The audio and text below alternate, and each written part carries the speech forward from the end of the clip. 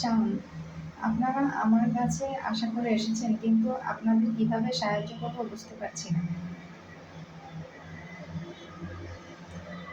আমার ক্ষুদ্র জ্ঞান বলে ভাইয়া যেহেতু জমি বিক্রি করে টাকা একাডেমি ফান্ডে দিয়েছে, সমস্যা হওয়ার কথা না।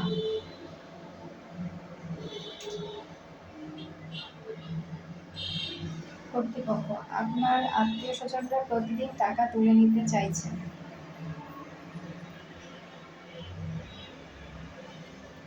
শাওন, ভাইয়ার টাকা সে যদি নদীতেও ফেলে দেয়, তাহলে কারো কিছু বলার নেই। কারা ঝামেলা করছে যদি বলতে পারতেন। কর্তৃপক্ষ, সামাদ সাহেব, তার জামাই এসে আমাদের সাথে খুবই খারাপ ব্যবহার করেছে।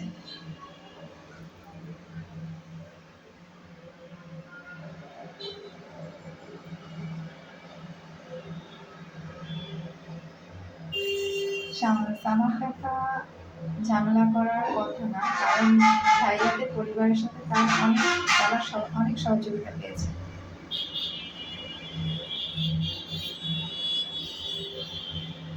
সামাদ কাকার মেয়ে জামাই কোথা থেকে এলো?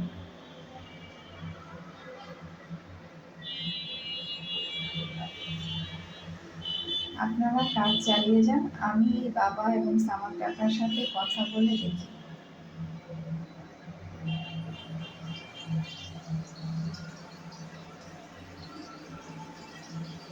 শাওন, আজকাল বাবাকে চিনতে পারি না। বাবা টিটু ভাইয়ের একাডেমি ফান্ড থেকে টাকা তুলে নিতে চাইছে কেন?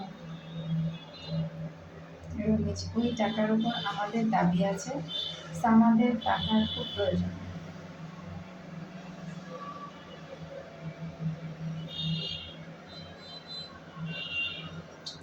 শাওন, বাবার লোভী রূপ এই প্রথম দেখছে। অন্যদিকে সামাদের মেয়ে জোনাকি বাসায় এসেছে।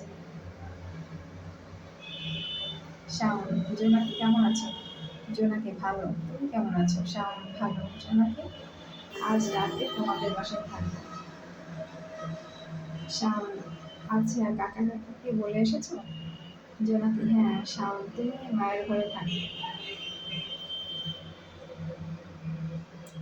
তোমাকে কিছু না বলে